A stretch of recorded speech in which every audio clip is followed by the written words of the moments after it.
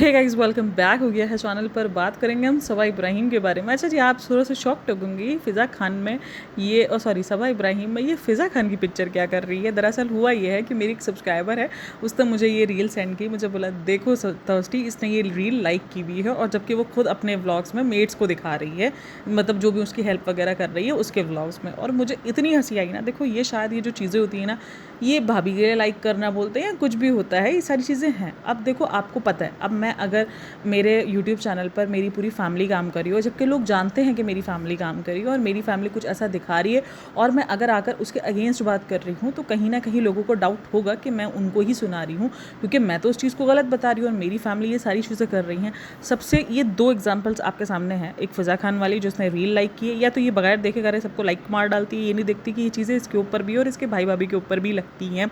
ये डाउट लगता है, क्योंकि सोचो, एक एयर कूलर के ऊपर पूरे के पूरे मीडिया पे चल रहा है, इन्होंने कूलर दिया है। तो अगर आपको याद हो तो फिर तो फ़िज़ा खान ने ये रील बनाई। उस रील के अंदर उसने ये बताया कि ये बहुत चीप हरकत होती है, क्योंकि इस्लाम के रिलेटेड अगर आप किसी को दान दे रहे हो या आप किसी की कोई मदद कर रहे हो, तो हमारे इधर कहा जाता है कि ऐसे मदद करो कि आप सीधे हाथ से करो, तो आपके उल्टे हाथ को पता ना चले कि आपने कितना दिया है, कितना किया। और ये इन्फ्लुएंसर्स ये दिखाने के लिए कि देखो हम लोगों को मोटिवेट कर रहे हैं, इसलिए हम दिखा दिखा के दे रहे हैं, तो वो ये करते हैं। और कुछ लोग तो ब्लर कर देते हैं फेस, जो गरीब होते हैं, लेकिन कुछ लोग तो फेस तक ब्लर नहीं करते। और इसमें ये इब्राहिम फैमिली आती है कि ये ब्लर नहीं करती। बहुत कम ऐसा होता है कि कभी ब्लर करें, वरना अदरवाइज़ वो जिनकी भी हेल्प कर रहे होते हैं वो दिख रहे होते हैं कि वो किन की हेल्प कर रहे हैं। जिसको ब्लैंकेट दे रहे हैं वो भी दिखेगा, जिसको खाना दे रहे हैं वो भी दिखेगा, तो ये सब कुछ दिखता है। तो उस तरीके से फ़िज़ा खान ने एक रिलेटेड बनाई। वैसे फ़िज़ा खान का कंटेंट काफ़ी सारे लोगों के लिए प्रॉब्लमेटिक है, इवन मुझे भी बहुत ज़्यादा कभी कभी प्रॉब्लमेटिक लगता है, लेकिन इस रील में जो उसने बातें की वो वाकई काफ़ी ठीक थी। जो चीज़ ठीक थी तो वो ठीक है। तो उसने इस तरीके से बताया कि बहुत ज़्यादा चीप हरकत होती है, आप होली मंथ के नाम पर ये सब कुछ करते हुए अच्छे नहीं लगते। और बिल्कुल सही कहा है उसने। मैं इस बात से 110% एग्री करती हूँ कि हमारे इस्लाम में यही रिलेटेड है। यही कहा जाता है कि अगर आप किसी की हेल्प कर रहे हो तो ऐसे हेल्प करो कि आपके दूसरे हाथ को पता ना चले, मतलब दुनिया को दिखाने के लिए हेल्प ना हो, वो खामोशी से हेल्प हो, किसी गरीब का उस चीज़ से मजाक ना उड़े। और ये तो फिर फेस दिखा दिखा के हेल्प कर रहे होते, तो क्या कहना है। तो उसने उस रील को लाइक किया हुआ। और जो दूसरी इसने अपने इंस्टाग्राम पे 2 दिन पहले स्टोरी लगाई थी, जहाँ पर इसने घुंघरू से रिलेटेड बात की थी, क्योंकि दरअसल आजकल कश्मीरी चूड़ियों का ट्रेंड है, बट मुझे नहीं मिली कश्मीरी चूड़ियाँ, ये तो दुख ही अलग है। अच्छा जी, कश्मीरी चूड़ियों का ट्रेंड है, तो कश्मीरी चूड़ियों में दरअसल लगे हुए हैं घुंघरू छोटे छोटे से। अगर आप देखो तो घुंघरू का इस्लाम से रिलेटेड अगेन लग जाता है, क्योंकि काफ़ी सारे लोगों का, अगर आप देखोगे कि ये सारे कमेंट्स थे काफ़ी सारे लोगों के कि घुंघरू तो पहनना इस्लाम में मना है और मना किया गया है, ये सारी चीज़ें। अब मैं आपको इस्लाम का भी थोड़ा सा कॉन्सेप्ट दे दूँ कि हाँ, घुंघरू जो है वो बाहर, जैसे ये होता है ना कि बाहर पहन के जाना, और वो जो ज़्यादा छन छन की आवाज़ है जिससे अट्रैक्शन वाली चीज़ आ जाती है, तो वो वाली चीज़ मना की गई है कि आपके घुंघरू में से अगर आवाज़ आ रही है तो वो चीज़ की मनाही है बाहर इस्लाम से रिलेटेड। आप पहनते हो नहीं पहनते वो टोटली आप पे निर्भर है, लेकिन जो इस्लाम के अंदर रिलेटेड है, जो बोला गया है, मैं सिर्फ वो आपको बता रही हूँ, ठीक है।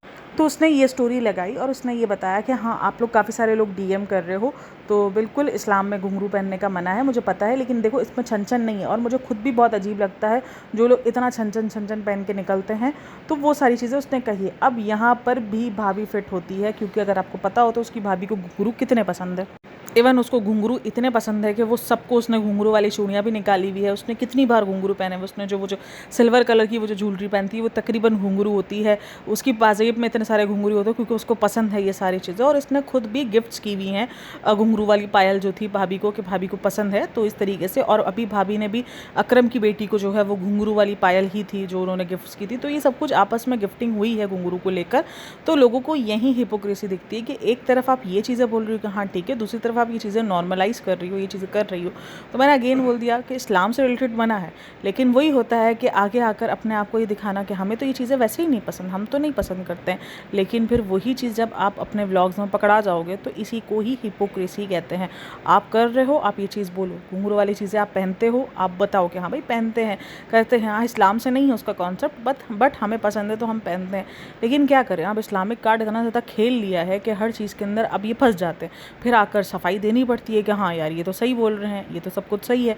अपने रिलीजन के बारे में बताना बिल्कुल ठीक है, लेकिन अपने रिलीजन के साथ कार्ड खेलते हुए ये बताना कि मैं कितने रिलीजियस हूँ, तो फिर आपके बहुत सारी चीज़ों पर सवाल उठेंगे कि अगर आप रिलीजियस हो, अगर आपके मुताबिक ये सारी चीज़ें आपको नहीं पसंद है, तो फिर आप करती हुई क्यों आ रही हो, आप किसी को गिफ्ट्स क्यों देती हुई आ रही हो। और वहीं पर रिलीजन पे क्या बात चल रही है, तो मैं आपको थोड़ा सा बता दूँ, रिलीजन के अंदर आपकी प्राइवेट जो मतलब मियाँ बीवी की जो आपके रूम की बातें होती हैं वो रूम तक रहनी चाहिए। ये भी है, हमारे इधर हस्बैंड एंड वाइफ को लिबास का खिताब दिया गया है कि एक दूसरे की जो बातें हैं वो आप नहीं बताओ, और मतलब कि अपनी जो भी प्राइवेट जो बातें हैं वो ना बताओ। और आप ये दुनिया में बताई घूमती जा रही हो कि आपके और आपके हस्बैंड के जो ब्लैंकेट्स हैं वो अलग हो गए हैं हैदर के आने के बाद। यहाँ भी हैदर की ही मिस्टेक, वो बेचारा बच्चा बोल रहा हो, सोचता होगा कि मैंने पैदा होकर क्या गलती की है यहाँ पर। मतलब हर चीज़ उठाकर हैदर के ऊपर डाल देते कि हैदर के बाद जो है वो हमारे ब्लैंकेट अलग हो गए हैं। भाई हैदर सोता किधर है तुम लोगों के साथ, ये दसो। हैदर या तो बेटी खाला के पास होता है या तो रज़ा के पास होता है। अब ये कोई ना बोलना कि मैं झूठ बोल रही हूँ, जिस तरीके की इसकी हवाइयाँ उड़ी हैं मौदाहा आकर, जिस तरीके की वो दिख रही है, इसकी हवाइयाँ उड़ गई है कि हैदर को संभालना पड़ रहा है।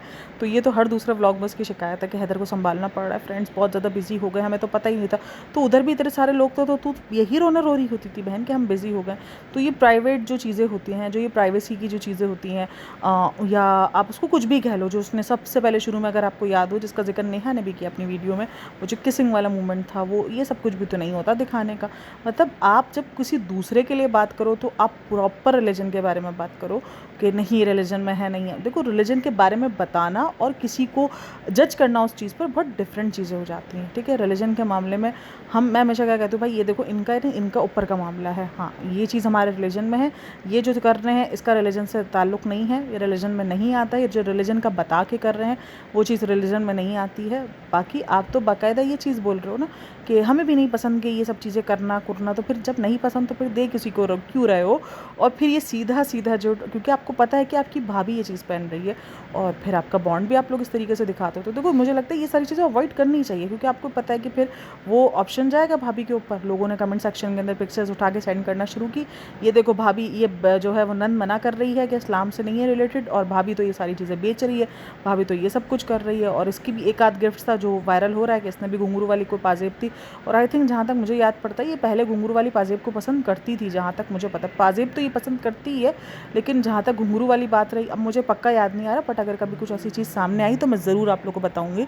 तो यही है, आप अपना रिलीजन के बारे में ज़रूर बताओ। आपको किसी ने बहुत सारे मैसेजेस किए, आप बिल्कुल बताओ कि हाँ देखो हमारे रिलीजन में नहीं है, लेकिन आपकी पर्सन है, आपकी अपनी चॉइस है कि आपको पहनना है या नहीं पहनना, वो आपके ऊपर है।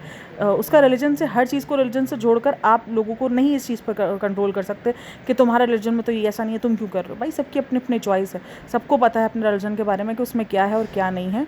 लेकिन अगर कोई इंसान ये तब भी कर रहा है तो वो उसकी अपनी चॉइस है।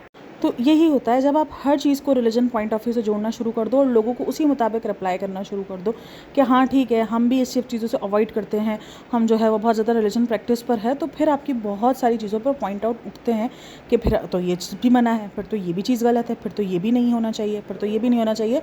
तो ये इसी तरीके से ही होता है। तो खैर आप लोग का इन सब में क्या कहना है मुझे लाजमी बताइएगा, क्योंकि मुझे जो ये, चलो मैं बोलती हूँ रिलीजन भी ना रखो, लेकिन एक अजीब सी चीज़ लगती है जब कोई अपनी इतनी प्राइवेट मोमेंट्स शेयर कर रहा होता है कि हमारे ब्लैंकेट्स अलग है और हमारी जो है इस तरीके से अपनी किसिंग वाली जो चीज़ें होती है, जबकि आप एक फैमिली व्लॉगिंग कर रहे हो। तो भले आप इमोजी लगा दो या कुछ भी कर दो, लेकिन और कितने सारे आप बच्चों को भी दिखाते हो कि आपके बच्चे व्लॉग्स देख रहे होते हैं, इसमें कभी कुछ डबल मीनिंग जोक्स को क्रैक कर देना, तो ये सारी चीज़ें नॉर्मली मतलब नहीं सही लगती है। आप रिलीजन पॉइंट ऑफ व्यू को भी हटा दो तो भी अगर आप देखो तो उस पॉइंट ऑफ व्यू से बहुत ज़्यादा अजीब है। अच्छा जी, इसके जो लास्ट वाले व्लॉग का मैंने कहा था कोई थोड़ा सा पार्ट रह गया, उसके हम अलग से जो है वो रिव्यू करेंगे।